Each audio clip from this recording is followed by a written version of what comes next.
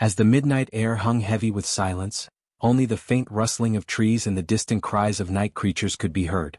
In the heart of the village, her hut stood apart, humble yet glowing with a quiet energy that came from her wisdom, her gift of seeing what others could not, and her ability to heal wounds that went beyond the body. For years she had been both a blessing and a burden to those around her. Many had sought her guidance in times of trouble, yet envy slowly grew among them, corroding the gratitude they once felt. Whispers spread in the dark corners of gatherings, where jealous tongues spoke of her strength as though it were a curse. "She is not like us," some muttered. "Her wisdom makes us small."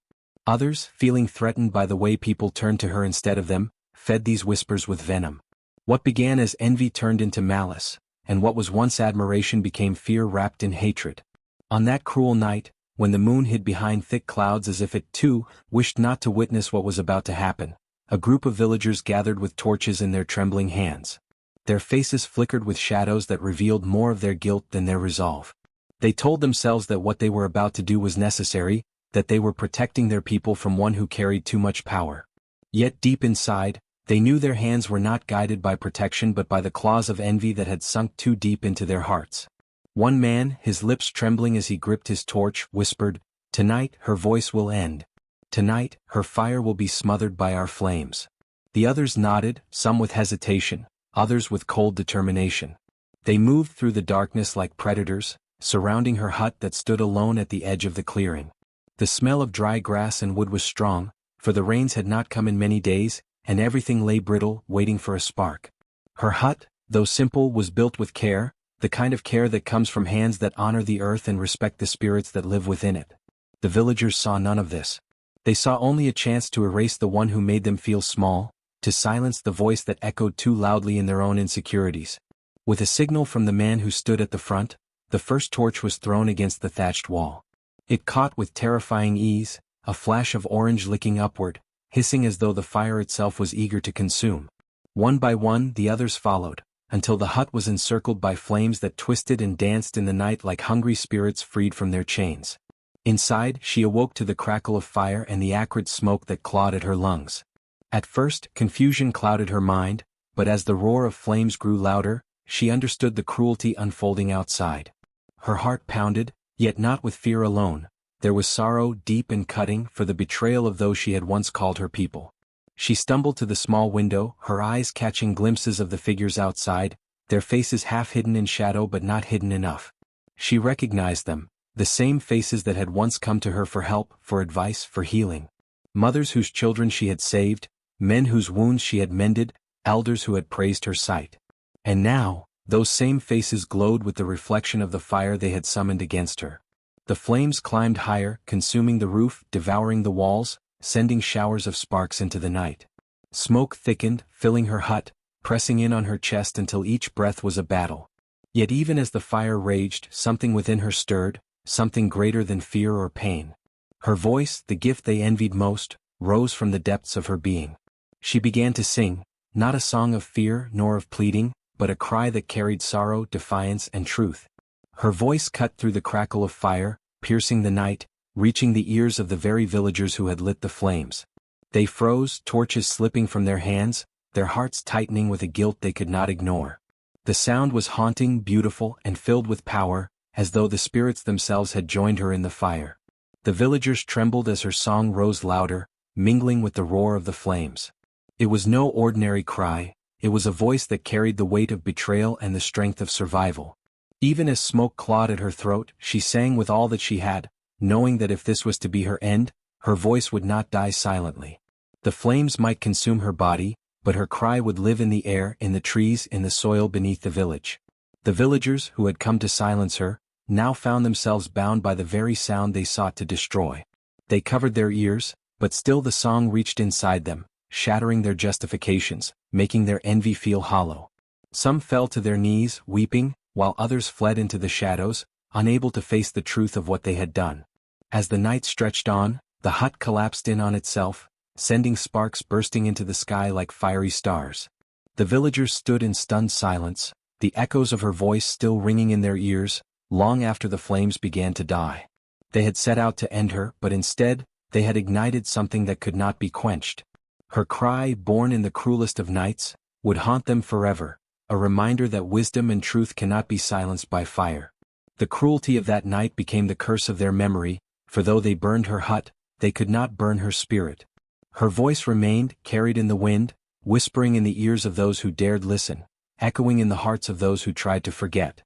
The flames roared and cracked like angry beasts, their tongues stretching toward the thatched roof of the hut, devouring straw, wood, and smoke with a hunger that could swallow the night. The villagers, hidden in the shadows with hearts steeped in envy and fear, expected to hear the screams of the girl they had condemned. They had waited for this moment, when her wisdom and her gifts had become too radiant, too unsettling for their narrow hearts to endure. But as the fire swallowed the hut, the air was filled not with cries of pain, but with an otherworldly silence. She stood there in the center of the inferno, her small figure framed in light, as if the flames had chosen not to harm her. The fire curved around her body like flowing cloth, dancing across her skin as if it recognized something sacred within her, something that no earthly malice could destroy. Her dark eyes glowed in the shifting light, and the villagers trembled as they realized they were not watching a victim perish but a miracle unfold. The flames bent as if commanded, curling and twisting like obedient serpents. They draped themselves across her shoulders, her arms, even around her head like a crown of burning gold, yet she remained untouched. Her skin did not blister, her breath did not falter. Instead, her chest rose steadily as she inhaled the heat of the fire and exhaled something greater than fear, strength. The villagers who had expected to see her body reduced to ash, now saw her transformed into a vision of power, a figure wrapped in flame but untouchable, her presence illuminated with divine protection. They clutched their throats, unable to speak, for in that moment they understood that she was no ordinary girl. She was chosen, and the fire itself testified to her sanctity. Whispers rippled through the night as they watched from the shadows. Some fell to their knees, overcome with awe, while others covered their faces in shame, knowing they had betrayed innocence for jealousy. The crackling fire did not consume her. Instead, it clothed her in brilliance. Sparks danced from her fingertips as though her very veins carried embers, and every flicker of flame sang a song of resistance. She did not move, did not flee. Instead, she raised her chin, her gaze piercing the crowd that had gathered in disbelief. The fire became her voice, speaking without words, declaring that she would not be silenced, that no human cruelty could erase what had been written in her spirit. As the hut collapsed around her in a storm of burning wood, the ground seemed to shake, but she stood unmoved. A pillar of flame rose behind her, stretching toward the stars as though the heavens themselves had descended to mark her survival. Children hid their faces against their mothers, yet peeked through trembling fingers, unable to look away from the miracle. Old men who had muttered curses against her wisdom, now wept into their hands, realizing the gravity of what they had unleashed. The night, which had been meant to be her grave, transformed into her stage. In the glow of the fire, she was not the girl they had tried to destroy, but the spirit their cruelty could not break. Her hair shimmered in the light like threads of gold spun by the flames, and her every breath seemed to weave itself into the blaze, turning it into a living garment that embraced her rather than devoured her. Even the wind carried her defiance, fanning the flames into shapes that seemed almost purposeful. Wings spreading from her back, cloaks of fire that draped across her shoulders, and a path of light that stretched before her feet. She walked forward slowly, each step steady upon the smoldering ground. The embers did not burn her soles, nor did the smoke choke her lungs. Instead, she inhaled the fire as if it was the breath she had been waiting for, and her voice rose at last, steady and clear. It was not a cry of pain nor a wail of fear, but a declaration that rang across the village, "I will not be broken." The sound carried like thunder, echoing through the huts, through the trees, and into the hearts of all who heard it. Some ran, unable to bear the weight of her voice, while others drew nearer despite their terror, compelled by the radiance she now carried. The flames around her shifted into patterns, symbols older than memory, marks of spirits who had walked the earth long before the villagers built their huts. She became a living message, a reminder that injustice could ignite but could not conquer. Her presence consumed them more deeply than the fire consumed wood. Jealousy turned to fear, fear turned to reverence, and reverence turned to silence, for what words could explain what they had just witnessed? They had sought to destroy her, but instead they had revealed her. As dawn broke and the fire finally began to settle, the girl stood among the ashes of what had been her home. Yet the ashes did not cling to her. Her skin glowed faintly, kissed by the memory of the flames, and her eyes carried the fire within them, eternal and unyielding. The villagers, shaken and ashamed, kept their distance, for they knew now that she was more than mortal. They had called her a threat, a danger, a curse, but the fire had named her something greater, a chosen voice of the spirits, a girl who could not be silenced, whose body was stronger than hatred, and whose soul was cloaked in flame. The night after the fire, the village lay heavy with silence, broken only by the whisper of crackling embers. Yet from that silence came a figure, her walking calmly, her bare feet stepping on ash yet leaving no burn. The villagers who had gathered to confirm her death froze when they saw her. The flames had not consumed her. Instead, they clung to her like obedient servants, dancing around her body without harm. A crown of sparks hovered over her head, a sign that what was meant for destruction had become her power. As she moved forward, sparks spilled from her fingertips and drifted behind her like fireflies. The wicked, those who had schemed and cheered at her burning, watched in terror. The flames seemed to know their names, curling in their direction, lapping hungrily at their huts. Within moments, their stored grains blackened, and their fields of crops shriveled into dust. The curse of the fire was theirs to carry. But the innocent, those who had pitied her yet feared to act, felt no scorch. When she passed by their homes, the sparks transformed into gentle warmth. Their doorways glowed as if kissed by the hearth of ancestors. Sick children breathed easier, shivering elders found comfort, and the fear in their eyes shifted into awe. They whispered that she was no longer just a woman, she had become the vessel of divine fire, chosen to separate the guilty from the pure. Mothers hid their children, not out of fear of her, but of the judgment she carried. Men who once mocked her now fell on their knees, begging forgiveness. But she did not speak to them. The fire answered in her silence, burning those who lied, sparing those who confessed. It was as though truth itself was drawn into flame. Word spread quickly beyond the village. Messengers carried tales of the girl who walked with fire at her heels, who left judgment upon the wicked and blessings upon the good. For some, she was a savior. For others, a curse. Fear traveled faster than flame, reaching neighboring clans who began to wonder if their own injustices would soon be revealed. Children, curious and unafraid, followed her steps, calling her mother of fireflies. They played with the sparks that trailed her, laughing as the tiny flames lit up their faces without burning them. The elders, however, bowed their heads. They recognized the signs. This was the fire of the ancestors, not of men. It chose its own vessel, and once chosen, it did not rest until justice was complete. The villagers who had tried to kill her could no longer sleep. Every night, sparks would gather around their roofs, circling like watchful eyes. Some tried to flee, but the fire followed, marking their steps with glowing trails, ensuring that wherever they went they carried shame and dread. Crops rotted in their hands, water dried in their jars, and even the ground beneath them cracked. Still she said nothing. She did not boast, did not curse, did not forgive. She only walked, and the fire walked with her. And yet, there was compassion hidden in her path. A widow whose hut had collapsed was found warmed by sparks that stitched her roof with light. A starving boy discovered his bowl filled when fire sparked into bread before him. The people began to see that the fire was not merely punishment, it was balance. It restored where greed had stolen, it healed where cruelty had wounded, and it revealed the true hearts of all who stood before it. By the time dawn rose fully, the village was divided. On one side, the homes of the guilty smoldered, reduced to ruins and ash. On the other, the innocent lived in warmth, their huts glowing faintly as though blessed by eternal fire. The girl, standing in the middle, looked neither left nor right. Her eyes seemed fixed on a horizon beyond them all, as if she was already walking toward a destiny larger than the village itself. The flames were no longer just her shield. They were her voice, her justice, and her prophecy. Wherever she stepped, truth would burn and lies would turn to ash. The village had never been so silent. Word of the girl who walked from fire had spread far and wide, crossing rivers and forests, reaching even the ears of traders who carried salt and cloth along the distant roads. People no longer whispered her name in fear, they spoke it with awe. Mothers told their children not to mock her.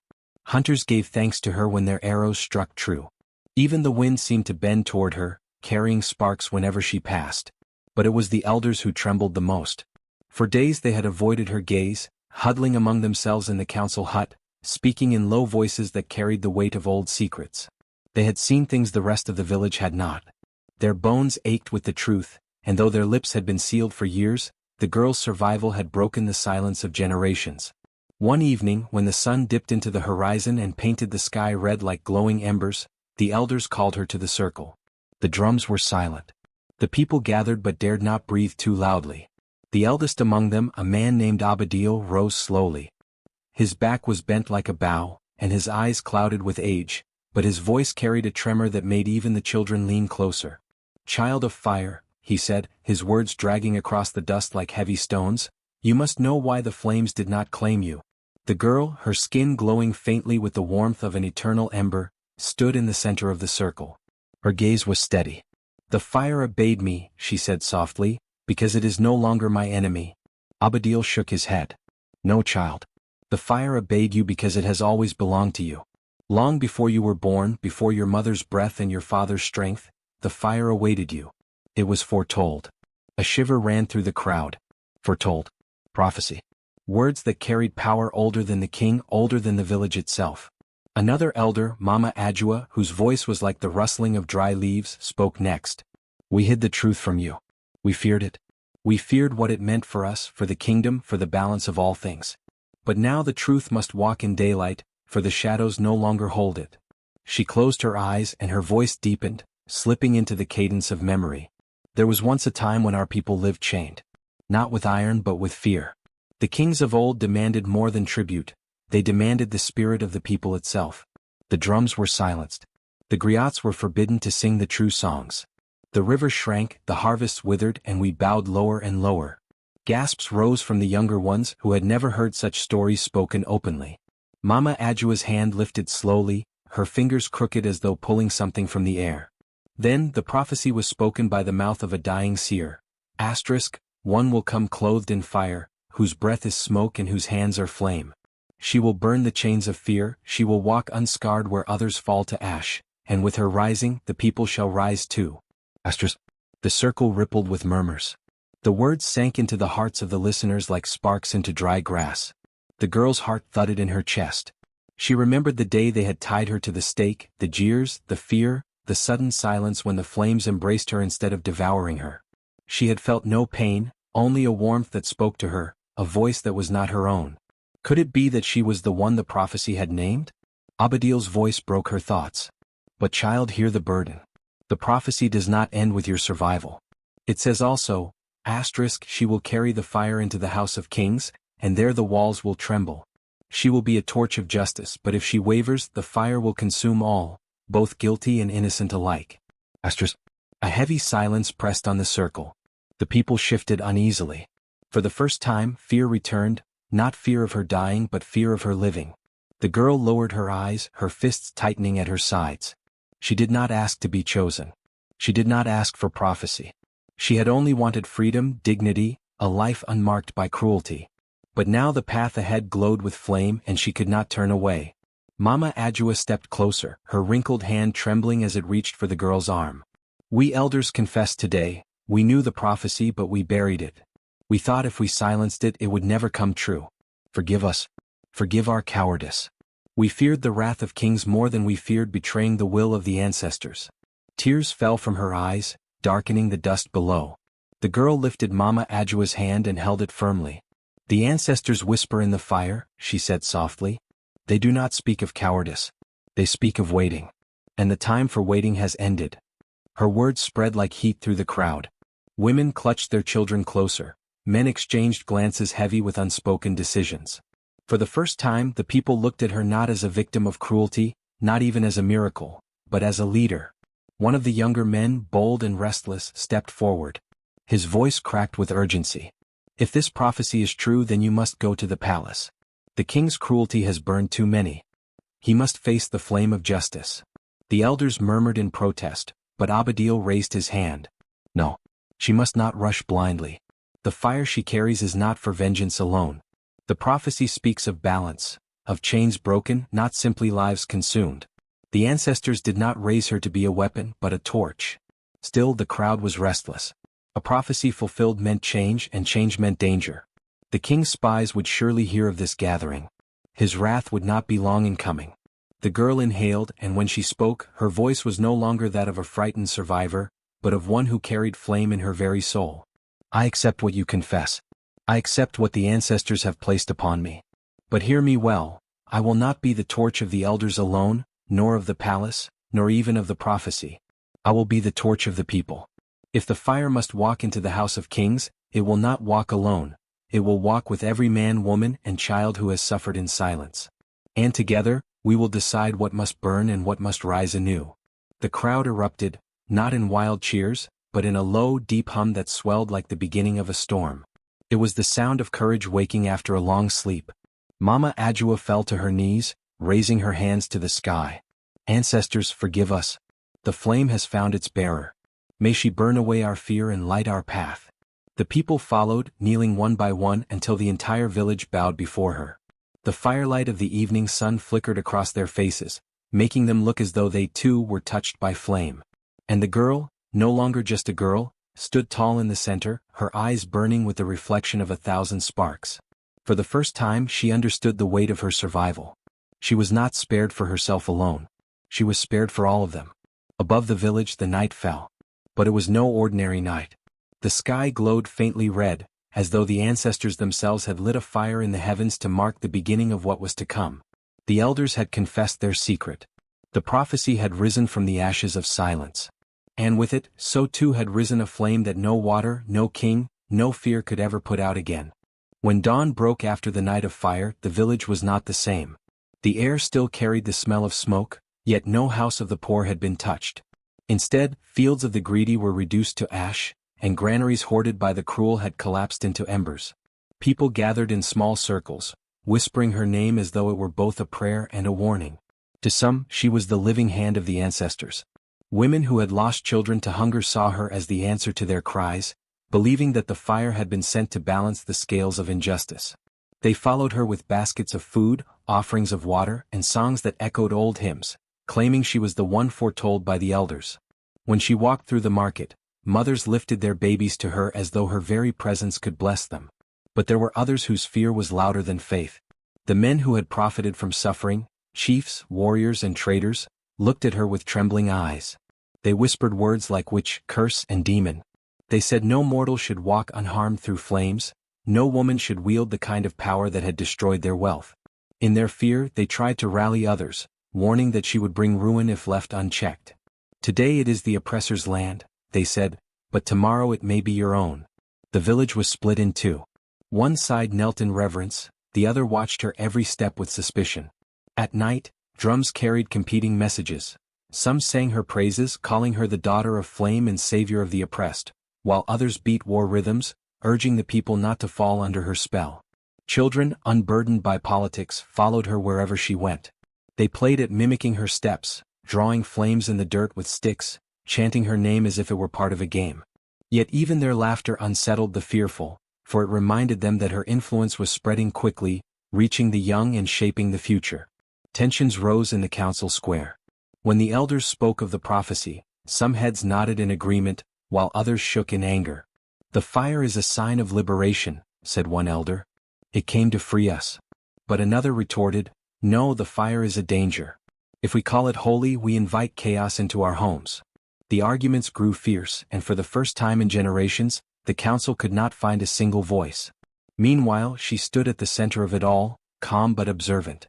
She did not command anyone to follow her, nor did she curse those who doubted. Instead, she walked her path quietly, letting the fire that lingered at her side speak for her. The more she remained silent, the more the people argued among themselves, projecting their hopes or fears onto her. One night, as flames flickered in her shadow, two brothers clashed in the marketplace, one defending her as savior, the other condemning her as witch. Their fight turned bloody, and for the first time she raised her hand not against her enemies, but against her own people. A single spark leapt from her palm, striking the ground between them. The flame roared, forcing both men apart, neither harmed but both silenced. The crowd gasped. She looked at them and spoke only once. "The fire does not choose sides. It reveals hearts." From that day divisions deepened. Families dined together but avoided speaking her name. Neighbors who once shared harvests now eyed each other with mistrust. To the king's spies, this was proof that she was dangerous, capable of breaking apart the order of the land. To the oppressed, it was proof that her power was shaking even the strongest chains. And so she walked between worship and fear, beloved and hated, chosen and cursed. The people had divided, but none could deny that the fire walked with her, and that the world they knew was burning into something new. The king could no longer sleep. Every whisper that reached his ears carried the same dreaded truth: she had not only survived the fire meant to consume her, but she now walked through the land as if flame itself had bent to her will. The peasants called her blessed, the elders spoke of prophecy, and even among his guards, he caught the nervous glances of men who wondered whether their loyalty to him was worth angering one touched by the spirits. His crown felt heavier with each passing day, pressing on his temples like an iron shackle. He knew one thing with certainty: if he did not strike now, her fire would consume not only his rule, but his name, his lineage, his entire legacy. Summoning his council, he declared, "No more hesitation. No more whispers. She is not a spirit, she is a curse, and curses must be drowned. We will smother her flames until nothing remains." The elders of the court nodded with feigned obedience, but their eyes betrayed doubt. Still the king pressed forward. He ordered his priests to craft charms from river stones, shells, and dried gourds. Each was etched with sacred markings meant to bind fire and silence its fury. He commanded the drummers of the palace to prepare rhythms of suppression, beats that once, long ago, had been played in ceremonies to quiet storms and calm tempests. If such sounds could still the rage of the sky, he reasoned, they could surely drown the voice of one girl.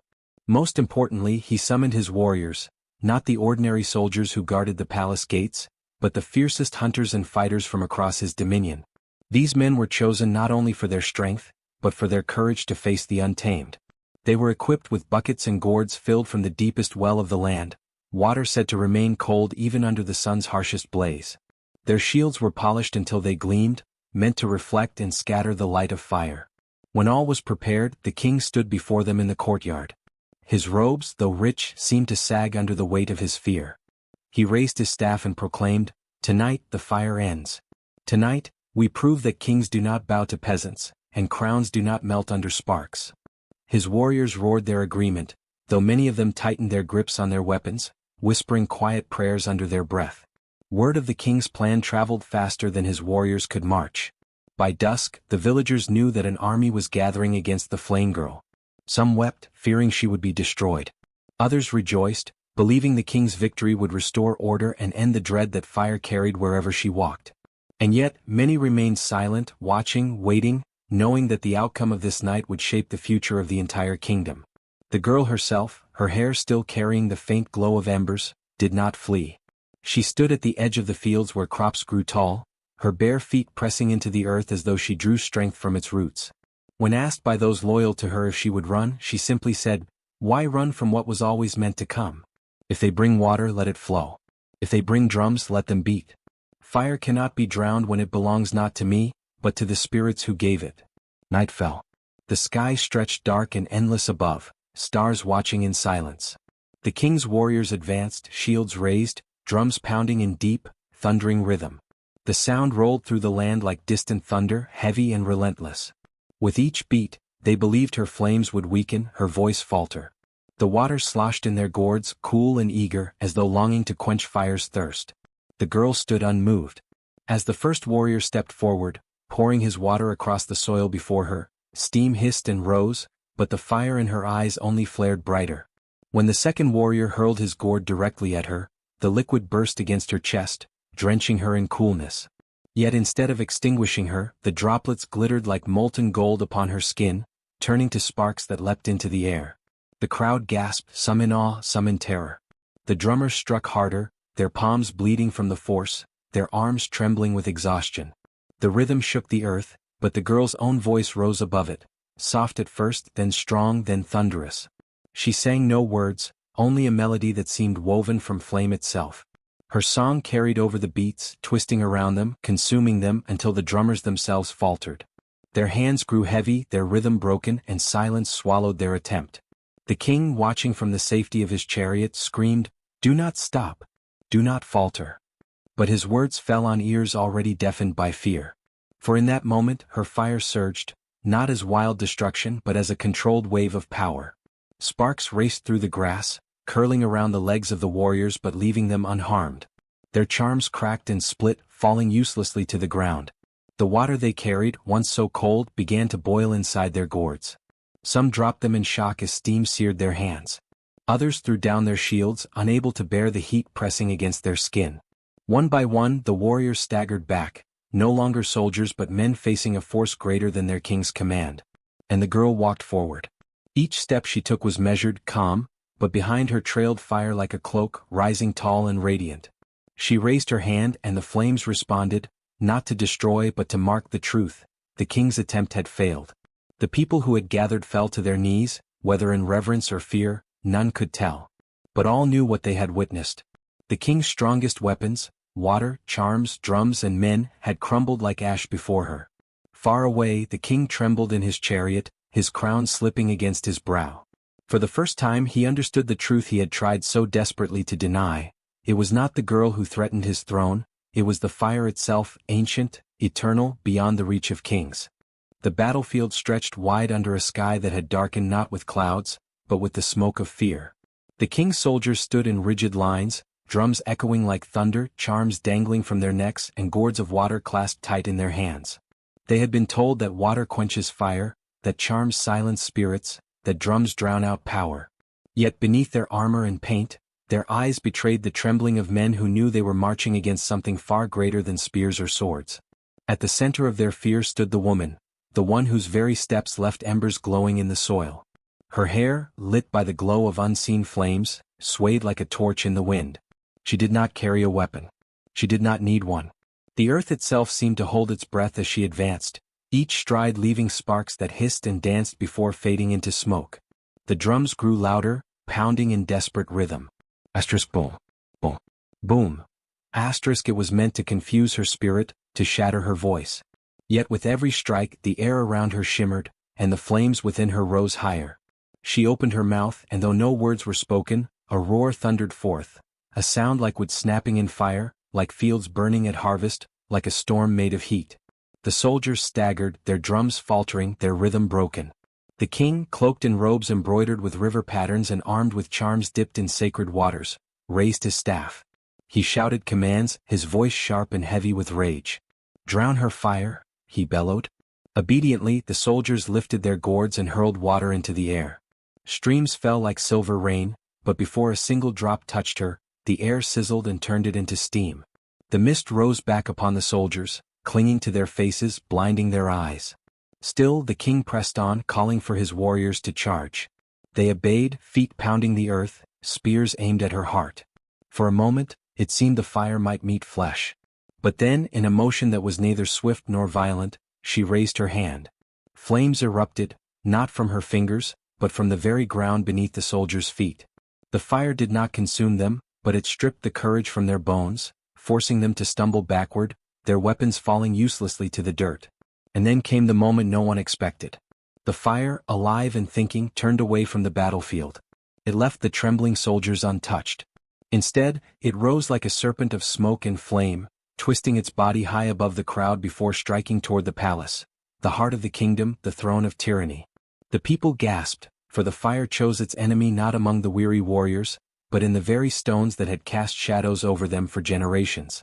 The palace stood tall, proud with carved walls and golden roofs, built from the sweat of slaves and the tears of widows. Now before the eyes of all, it was wrapped in a coil of blazing judgment. Fire licked its walls, devouring the banners of the king. Roof beams snapped like brittle twigs. Gold melted, dripping into the earth like tears of a fallen empire. The king screamed, his eyes wide with disbelief. "No!" he howled, rushing forward as if his body could shield his fortress. He lifted his staff but the fire ignored him.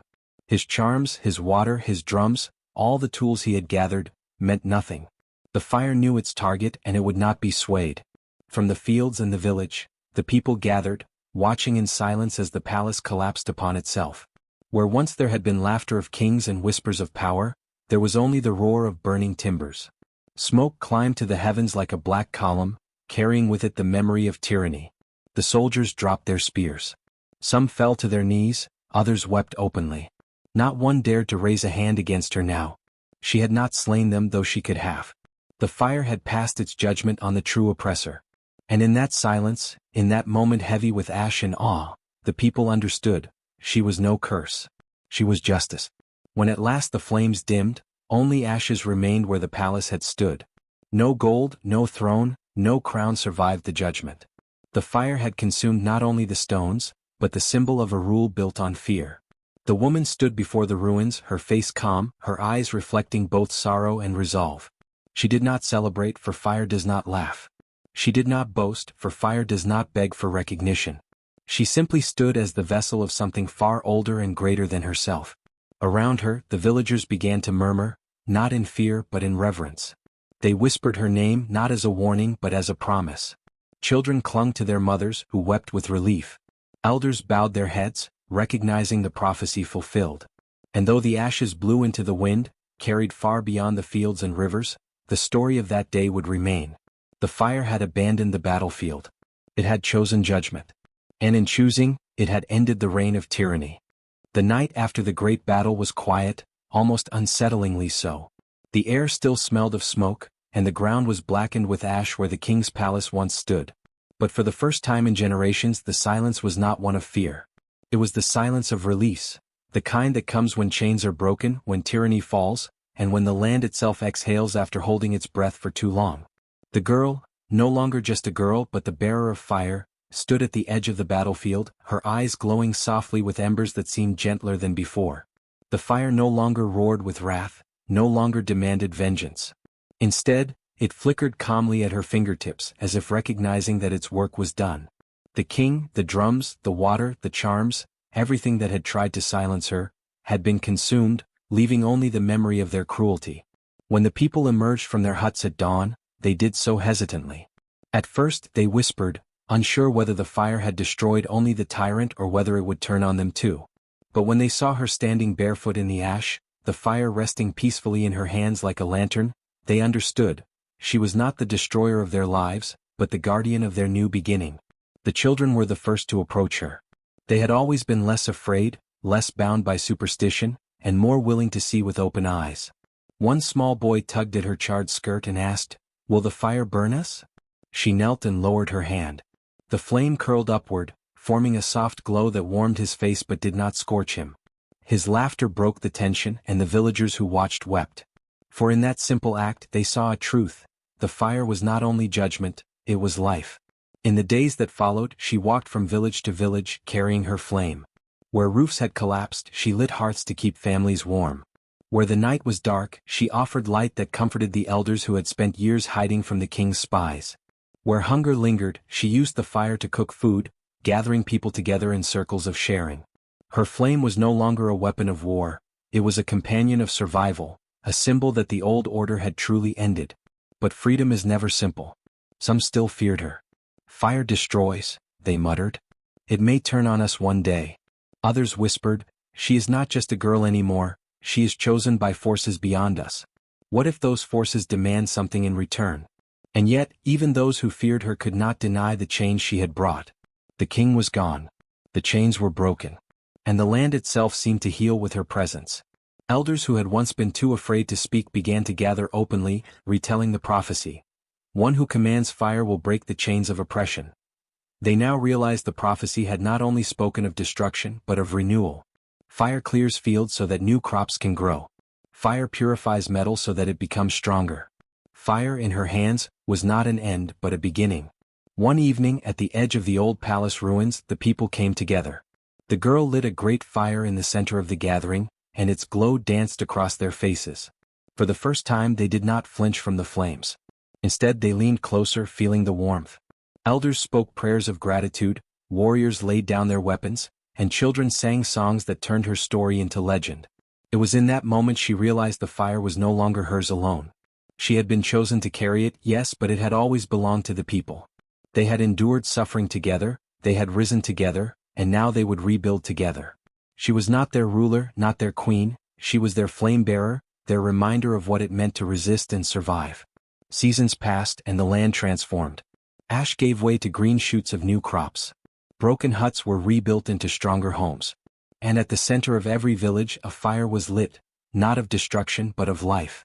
Mothers taught their children to keep the flames burning, fathers told stories of the night the fire turned against the tyrant, and elders reminded them never to let fear chain them again.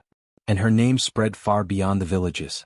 Travelers carried her story to distant lands, the tale of the girl who became fire, the servant who became freedom, the outcast who became the people's heart.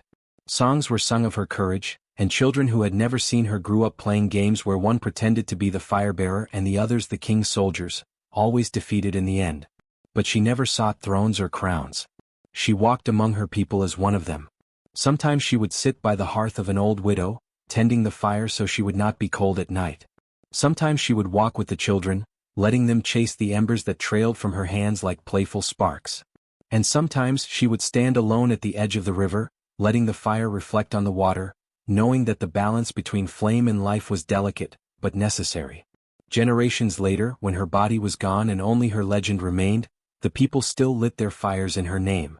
They whispered to the flames before they cooked their meals, thanking them for warmth, protection, and life. They remembered her not as a destroyer, but as a mother of renewal, the one whose flame had chosen its master, and whose master had chosen her people. And so the story lived on, not of tyranny, not of fear, but of the dawn when fire became a friend, when freedom took its first breath, and when the people learned that even in the ashes of ruin life could begin again.